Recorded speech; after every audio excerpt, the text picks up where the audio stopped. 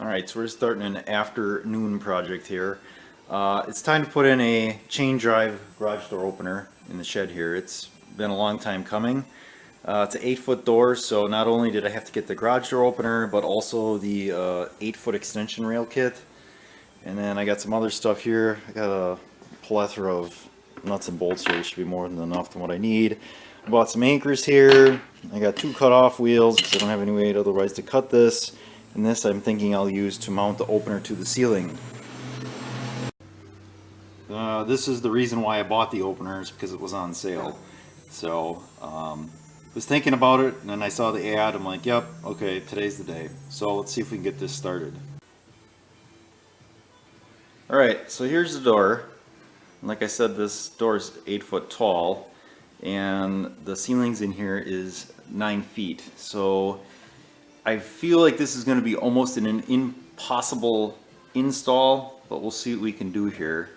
The issue we have is that when the door comes up, there's not a lot of clearance from the ceiling here toward the door, to the highest point of the door, but I think there's enough to pass for the rail. We'll find out here in a second. Alright, so this is like step 3 of the install. I'm doing this first because I don't know if it's going to work. My issue is that I have very little clearance here. So I actually took out this piece of trim here that I can replace after I make a cut and sneak it in here if this works. But I didn't want to get too crazy with this if it's not going to work. So we'll see. It's going to be awful close. You're supposed to have 2 inches from the highest point of travel, which I think is like this point here. So I don't know if this is going to. Okay, there's been quite a bit of time that's lapsed since the last little video there I was shooting. So I got the sections put together. This section here is the longer section for the 8-foot door.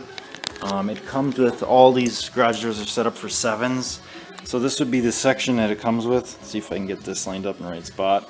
You can see how it's shorter. So the 8-foot section is just a little bit longer, probably about a foot longer. Go figure, for the door. So this piece here you just won't use. So basically snap it together. When you put your roller chain together here, you want to make sure that you don't have it twisted. This chain guard, if you follow the directions, it's really hard to figure out where it goes because there's a whole bunch of holes up here and it doesn't make any sense. I actually put this on after I had the chain on because then it was real simple to find the spotting for the holes because the directions were quite unclear. If you never used roller chain before, it's pretty simple. They're just going to have like a connector link. There's like a spacer. It's like a washer, but it looks like a link. And then there's that snap keeper. And they have 2 of those, one here, one here. And that's what connects your chain. This is your adjuster to adjust your chain. And then they say to put a screwdriver in here when you're setting it up with the, this is your trolley that goes back and forth that lifts the door. And then there's this bolt here. I'm assuming it must act as a stop so the door doesn't come back too far. So, I did set this part up, just the rail, up on the door, and the door did rub it a little bit. So I'm going to be real interested to see once I put this thing up if it's going to rub or if it's going to clear it, because it is tight. So there it is. This is not going easy at all. Yeah. So that's what that looks like. It's very tight. It does rub. I got this up in here. I might have to redo this. So when this header was installed, when the building was put up, this is cracked here. And I tried to drill it anyway, but it's still split and it's split across where these 2 are. I put one in the bottom here and I got that up as high as I could. I kind of jammed the top piece into the drywall there. So I don't know, I might take this off and put a 2x4 in here if I can, and then attach that to a 2x4 so it's not so split. I don't know, we'll see. Okay, so obviously not complete, but I got it functioning. Some good, some bad here.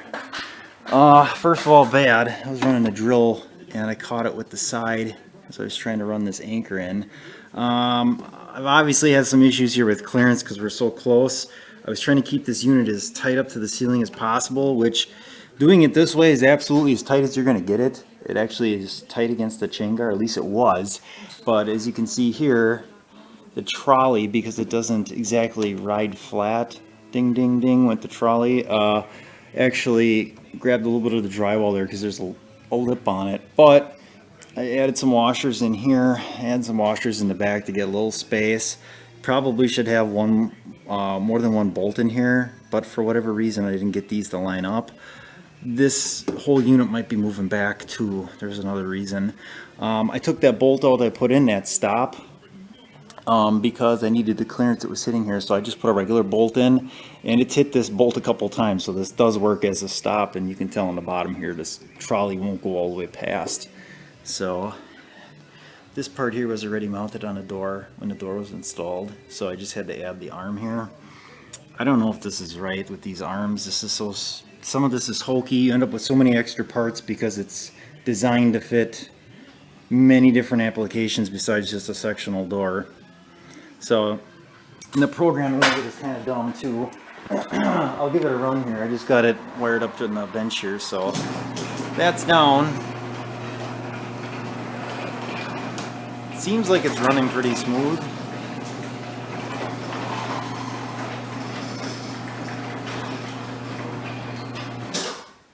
So that's closed. Now what I'll do is I'll see if I can get on the ladder here and run it. I'll show you. It rubs just as the door reaches its highest point. It rubs just a little bit, but it's not much. It's real close though. So as it come up, their door makes it, and there you see it rubs just a little bit. Not much clearance there on top. I'm gonna whack by the door here.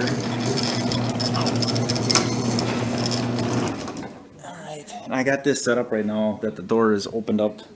Oops, that's too much light there. There we go. It's maximum opening right now. I think that's the most the door's ever opened. So hopefully that's correct. I'm obviously no expert in this, but that's how it looks. Let me run it. Let me run it down one more time. I screwed away a better part of the day too getting this put together, obviously because there were some issues. So yeah, you can see it's close. It's just that it's not rubbing there. And then if we watch that top of the door there, right there, just that it touches. All right. So and then the other thing we got a problem with is that header. When this header was installed, when the building was put up, they cracked it here, and I don't like that. I put in a screw on the bottom because this is split here. And it's split on both sides. So I don't know how much this is holding right now, and I jammed it up as far as I could in there, and it's obviously hitting here. It's not hitting here on the trolley, which is good. So I don't know. I might just leave it, but there's probably a better chance of me probably putting a 2x6 maybe in here, taking this trim off back here, and getting a nice leg screw on either side for the 2x6 and then placing that on there. But if I add that 1.5 inches, then that means over on this end here we're gonna have to back the opener up a little bit, probably about a hole, maybe a hole and a half. So we'll see. Okay, so it's much later and there's been a lot of adjusting. This door opener is kind of a pain. It's got buttons in the back, down and up arrows, and that's how you set the travel. And every time I've set it, it's been a little different. So I don't know about that. Also, the opener will power itself off if you get it too hot. I could smell the opener, and that's just from running it up and down, I suppose, I don't know, 10 or 15 times. Trying to get the adjustment just right. So now I don't know, it may time out here because I've already, it's cycled through 4 or 5 times. Okay, so it's going back down, and you'll see right at the end here it's really digging into the drywall, and I've had it set, you can see right there, and see now it didn't do it. So every time it's a little different. Like sometimes this will jam way up in there, and I can't explain that. I don't know. It is what it is, I guess. I could probably try patching that, but it might be a lost cause. This is what I did to fix the solution here. That's 2x10. These are 3-inch legs. and then I just leg that into this 2x10, much better, much stronger. I don't have to worry about it. I also cut the tab off the top of this. I used a cutoff wheel on a grinder and cut that little tiny tab off so I could get it that much closer. So you can see here, like, this bolt is tight against the ceiling, the little tab is sticking into the ceiling. So that's partly why it rubs, but you want to get it up high enough because it still rubs on the door just a little bit here. But I'm gonna call this good. I think this is all right. I think they quoted me $300 to put a garage door opener. Oh, I put the remote or the control is over there. This is like a super basic garage door opener, but I think I got a quote for $300 to do this, and I did it for about $150. So, and that was with the extra extension, which is like $30. And then, I don't know, leg screws, angle iron, die grinder, or cut-off wheels. So there it is. This is the finished project, and this did take way longer than what it should have. Oh, and if you're wondering about that, I don't connect those. Those are a pain. So I just tape them together, and that way I don't have any issue with the door not going down.